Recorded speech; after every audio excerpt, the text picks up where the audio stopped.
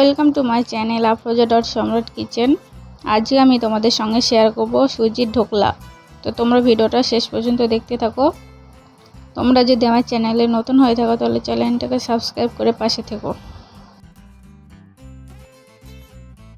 সুজির ঢোকলা বানানোর জন্য আমি এখানে একটা গাবলা নিয়েছি, আর গাবলাতে নিয়ে নিচ্ছি আমি 1 বাটি সুজি। যে বাটিতে আমি সুজি নিয়েছি ওই বাটিরই 1 বাটি আমি এখানে নেব টক দই। তোমরা যে বাটি মেপে সুজি নেবে সেই বাটির মেপে টক দইটা নেবে, তাহলে কিন্তু তোমাদের ঢোকলাটা একদম পারফেক্ট হবে। এবার আমি এখানে দিয়ে দিচ্ছি 1 চামচ চিনি আর 1 চামচ লবণ। এবার আমি সব কিছুকে ভালো করে মিক্স করে নেব।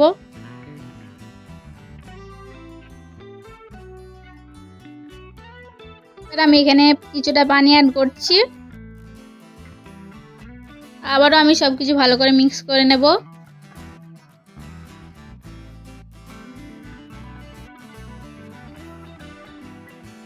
তো দেখো আমার মিক্স করা হয়ে গেছে। তো আমি এখানে কিছুটা আরও পানি অ্যাড করছি। তো আমার এখানে টোটাল হাফ বাটি পানি লেগেছে। তো আমি পানিটা মিশিয়ে আবারও সব কিছু ভালো করে মিক্স করে নেব।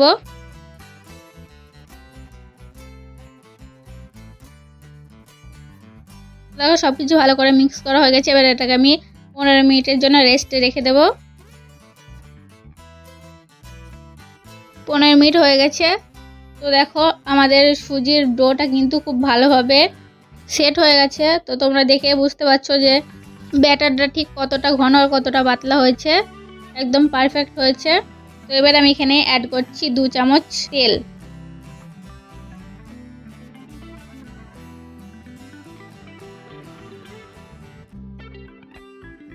দিচ্ছি আমি এখানে হাফ চামচ বেকিং সোডা। তোমরা বেকিং সোডার বদলে কিন্তু ইনো ব্যবহার করতে পারো। সব কিছু আমি ভালো করে মিক্স করে নেব।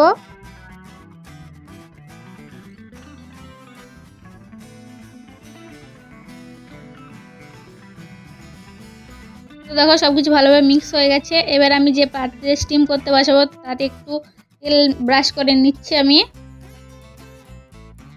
দেখো তেল ব্রাশ করা হয়ে গেছে।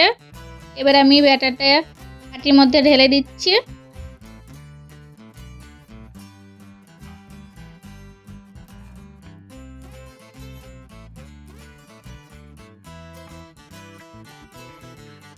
ব্যাটারটা দেওয়া হয়ে গেছে। এবার আমি হালকা হাতে ট্যাপ করে নেব যাতে ভিতরে যে হাওয়াটা আছে সেটা বার হয়ে যায়।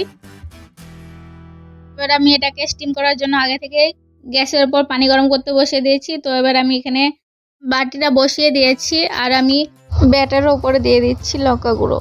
এই লঙ্কা গুঁড়োটা দেওয়ার কারণ কিন্তু যাতে সুন্দর দেখতে হয়। তো এবার আমি উপর দিয়ে ঢাকনা দিয়ে 10 থেকে 15 মিনিট লো ফ্লেমে স্টিম করে নেব। তো দেখো 15 মিনিট হয়ে গেছে। তো আমি ঢাকনাটা তুলে দেখে নিচ্ছি।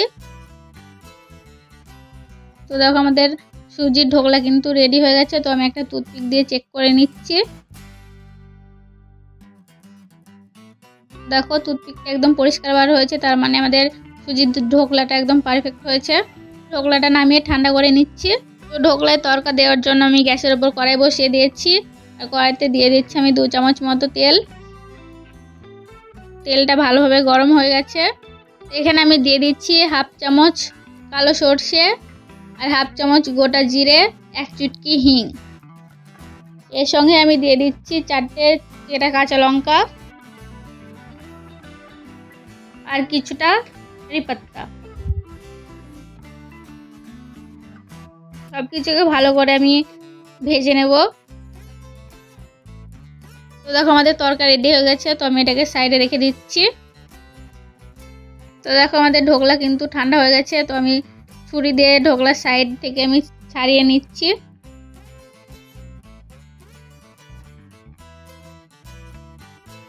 তো দেখো ঢোকলাটা আমি সাইড থেকে ছাড়িয়ে নিয়েছি। তো এবার আমি প্লেটের উপর ঢেলে নিচ্ছি। দেখো আমাদের ঢোকলাটা কত সুন্দর হয়েছে। তো এবার আমি ঢোকলাটাকে পিস করে নিচ্ছি।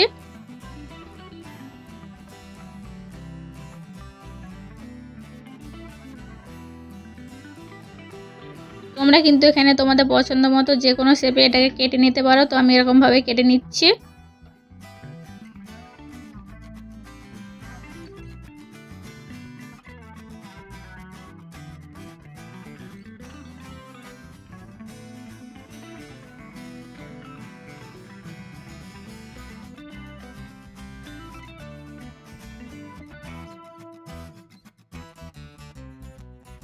তো দেখো আমাদের ঢোকলাটা কিন্তু কাটা হয়ে গেছে। তো আমি এবার এখানে যে তরকাটা বানিয়েছিলাম সেটা উপর দিয়ে দিয়ে দিচ্ছি।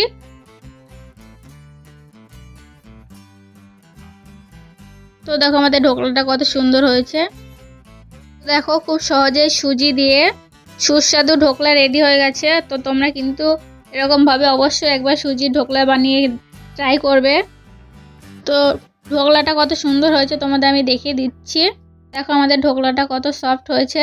তো আমি ঢোকলাটাকে গ্রিন চাটনির সাথে সার্ভ করছি। তোমরা চাইলে যে কোনো চাটনি বা টমেটো সসের সঙ্গে এটাকে সার্ভ করতে পারো। আজকের ভিডিওটা যদি তোমাদের কাছে ভালো লেগে থাকে তাহলে লাইক কমেন্ট শেয়ার করতে ভুলবে না।